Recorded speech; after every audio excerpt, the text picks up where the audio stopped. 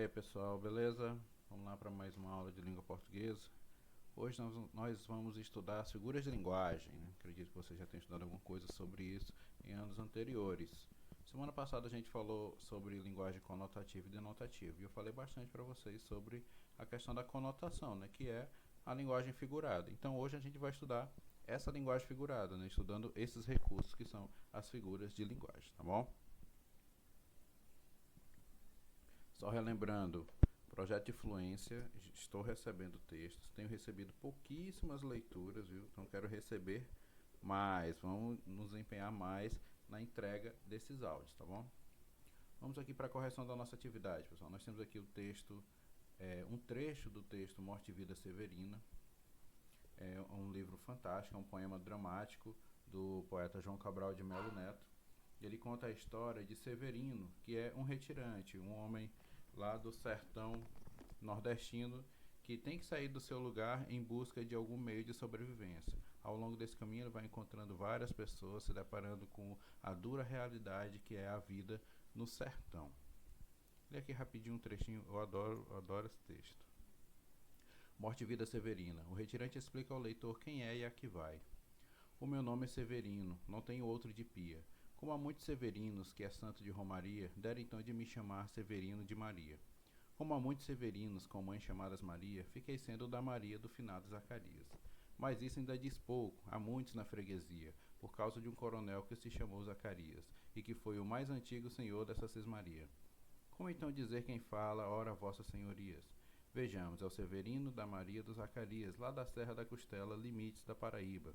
Mas isso ainda diz pouco, se ao menos mais 5 havia, com o nome de Severino, filhos de tantas Marias, mulheres de outros tantos já afinados Zacarias, vivendo na mesma serra magra e ossuda em que eu vivia. Somos muitos Severinos, iguais em tudo na vida, na mesma cabeça grande que a custa que se equilibra, no mesmo ventre crescido sobre as mesmas pernas finas, e iguais também porque o sangue que usamos tem pouca tinta. E se somos severinos, iguais em tudo na vida, morremos de morte igual, mesma morte severina, que é a morte de que se morre, de velhice antes dos 30, de emboscada antes dos 20, de fome um pouco por dia. De fraqueza e de doença é que a morte severina ataca em qualquer idade, até gente não nascida. Somos muito severinos, iguais em tudo e na sina.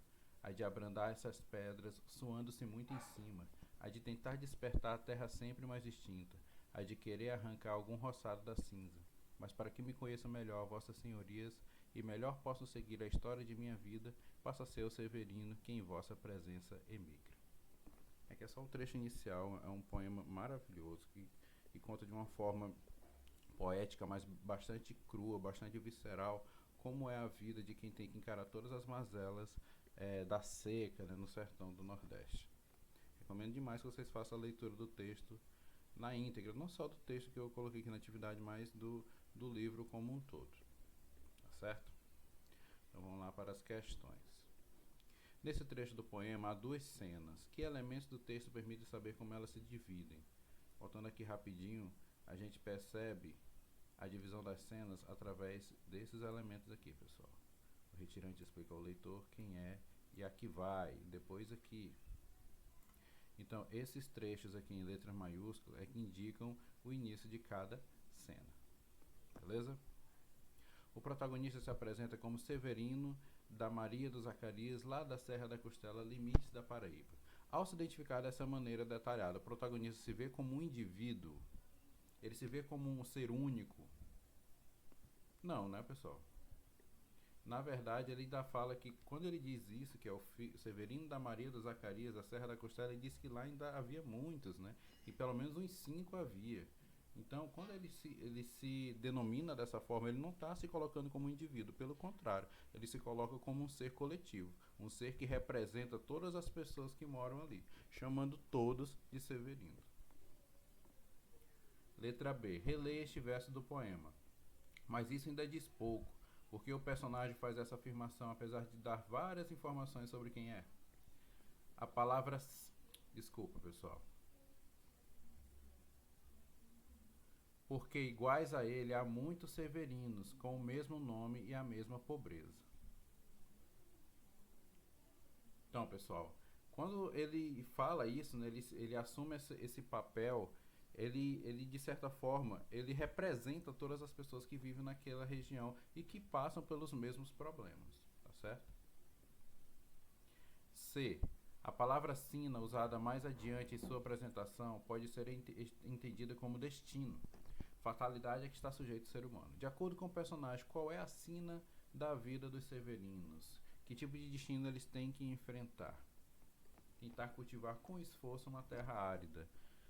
Muita seca, muita falta de água, falta de alimento, falta de tudo. Então, tudo que havia ali era difícil de se fazer, inclusive usar a terra, né? Tentar sobreviver a partir daquilo que a terra traz. De que modo, ao final de sua apresentação, o protagonista se autodefine como um severino que emigra? Aqui ele continua sendo só mais um severino, só mais um nordestino que tenta fugir da seca, indo para outros lugares, saindo do seu lugar, saindo do interior para tentar a vida em algum outro lugar, seja na capital, seja até mesmo em outros estados. Na terceira questão, textos dramáticos em geral contêm uma história e como tal pode apresentar uma sequência semelhante de um texto narrativo, situação inicial, desenvolvimento, clímax e desfecho. O trecho lido contém essas partes? Bem, pessoal, se a gente ler a obra como um todo, né, todo o livro, a gente vai encontrar todos esses elementos aqui, situação inicial, desenvolvimento, clímax e desfecho. Como aqui nós só temos a parte inicial, nós não vamos ter todos os elementos da narrativa, né? Somente parte inicial, né? A introdução, desculpa, deixa eu apagar aqui, e o desenvolvimento, tá certo? Então, como é somente a parte inicial, nós temos aqui a introdução, a apresentação do texto e o início do desenvolvimento. Pois bem, agora vamos para as figuras de linguagem, né? Como eu falei para vocês no início da aula, na semana passada a gente estudou denotação e conotação. A conotação, a linguagem conotativa, nada mais é do que a linguagem figurada. E quando a linguagem é figurada? Quando se faz uso das figuras de linguagem. Então, a gente vai estudar aqui, começar a estudar essas figuras de linguagem. Hoje nós vamos ver 3 das mais comuns, né, que a gente usa tanto em produções literárias, né, em poemas, como também no dia a dia. Personificação, aliteração e metonímia. Vamos entender como funciona cada uma. Primeiro, o conceito de figuras de linguagem, né? Chamamos de figura de linguagem os recursos expressivos empregados para gerar efeitos nos discursos, ampliando a ideia que se pretende passar e que não seria possível com o uso restrito e literal das palavras. Isso aqui é fundamental a gente entender. O uso literal das palavras. Quando a gente usa as palavras no seu sentido literal, nós estamos usando a linguagem denotativa. A linguagem figurada é a linguagem conotativa, portanto, o seu significado, as palavras e as expressões vão estar um significado diferente do literal. Ou seja, o significado delas vai ser ampliado. É quando você usa uma palavra ou uma expressão com um sentido que vai além daquilo que lhe é comum. Tá certo? Isso é linguagem figurada. Aqui nós temos, nessa tirinha do Níquel Náusea, fala uma coisa romântica, então o Níquel fala: meu amor é uma caravana de rosas vagando num deserto inefável de paixão. Aqui a figura de linguagem está nessa comparação que ele faz entre amor e esta caravana de rosas vagando no deserto inefável. Ele faz essa comparação de forma direta, né? A comparação que a gente chama de comparação mental. Isso é uma metáfora, a figura de linguagem mais comum de todas. Então aqui ele faz essa comparação mental para mostrar o que é o seu amor, como é o seu amor. Por isso, figura de linguagem.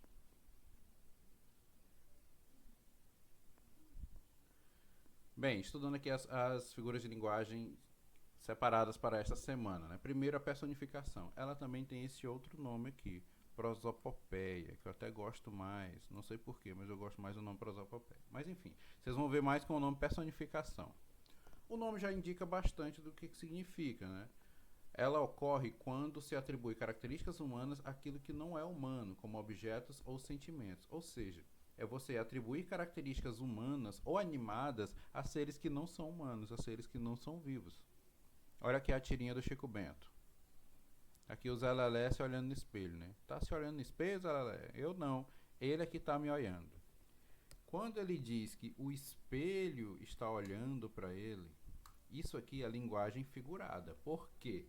O espelho, ele não pode fazer isso. O que o espelho faz é refletir. E não de uma forma consciente.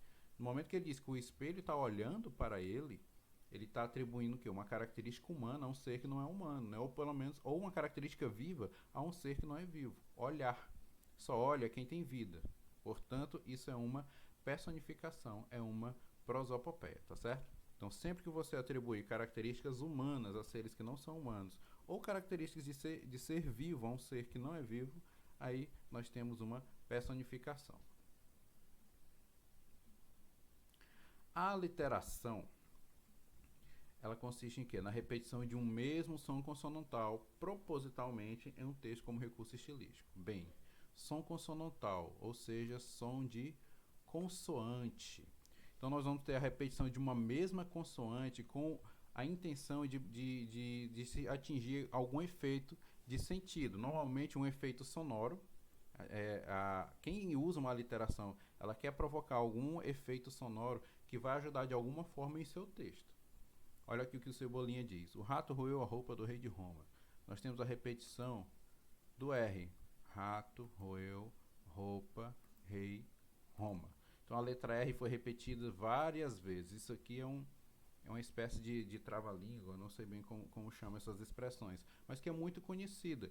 E por que ela é tão conhecida? Por que ela ficou, como é que eu posso dizer, acabou se tornando clássica? Justamente por conta da repetição da letra R, da repetição dessa consoante. Isso é uma aliteração. Essa não é uma repetição que acontece de forma à toa, ela não acontece por acaso. Quem criou isso daqui tinha a intenção de provocar esse efeito com a repetição do R, tá bom? Metonímia. Essa aqui já requer um pouco mais de atenção. Quando é que ocorre a metonímia? Quando se substitui um termo por outro. Mas essa substituição, ela acontece de forma aleatória? Não. Acontece entre termos que têm alguma proximidade, que têm alguma relação. A gente chama de relação de contiguidade. Ou seja, você vai trocar um elemento por outro, mas sendo que há entre eles alguma relação lógica. Olha aqui o que diz aqui na tirinha do Chico Bento novamente. Meu pai tem 800 cabeças de gado. E o seu? O meu só tem um boi, mas ele está inteirinho.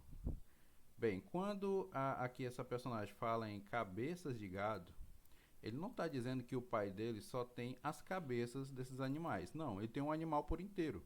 Mas quando se fala em cabeça de gado, a gente sabe que ali está representado o animal de uma forma completa. Então ele trocou cabeça pelo corpo inteiro. A cabeça está relacionada ao corpo, né? Isso é uma coisa óbvia. Então isso aqui é uma metonímia. Nós temos um elemento sendo trocado por outro, mas sendo que há entre eles uma relação, a relação de contiguidade, tá certo? Então a metonímia vai funcionar com essas trocas. Você vai trocar um elemento por outro. Exemplo, eu adoro falar isso em sala de aula. Quando vocês vão lá, quando vocês iam, né, antes do fim do mundo, lá pro lanche, chegava lá um e dizia que tinha comido um prato de arroz, sei lá, um prato de Maria Isabel. Bem, a pessoa não comeu o prato, ela comeu aquilo que estava dentro do prato. Então se troca o prato pelo seu conteúdo. É a metonímia em que se troca o continente pelo conteúdo, tá certo? Então isso é metonímia também. Por isso que eu falei para vocês que muitas dessas figuras de linguagem, elas não estão somente nos textos literários. Você não vai encontrar só em poemas, em tirinhas, não. Você vai encontrar também em falas do dia a dia, em falas que a gente usa no nosso dia a dia corriqueiramente. Como a gente está estudando poemas,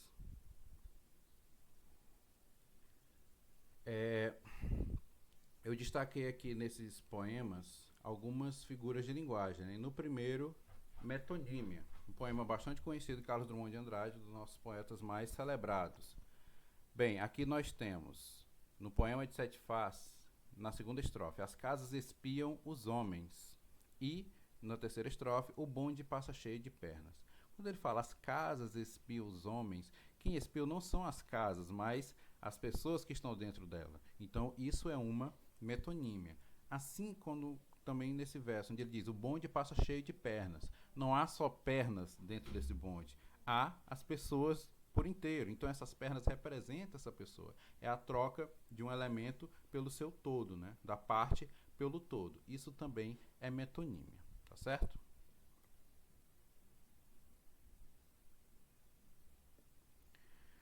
Aqui um exemplo de personificação. Chuva chora lá fora, gotas torrentes, varre folhas, molha chão, esfria terra, sertão agreste. Chuva chora lá fora, lamenta tua distância agora. Nós temos aqui, chuva chora lá fora, varre folhas, chuva chora lá fora, lamenta tua distância agora. Quando eu digo que a chuva chora, aqui nesse primeiro trecho, eu estou atribuindo uma característica humana, né, o de chorar, a um ser que nem é vivo, que é a chuva. Aqui dizendo que ela varre folhas, como se ela estivesse praticando o ato de varrer, novamente, atribuindo a característica humana, uma ação humana, a um ser que não é humano. Lamenta a tua distância, mais uma vez. Por que a personificação? Por que a prosopopeia? Porque eu estou atribuindo uma característica não humana, uma característica humana, desculpa, a um ser que não é humano.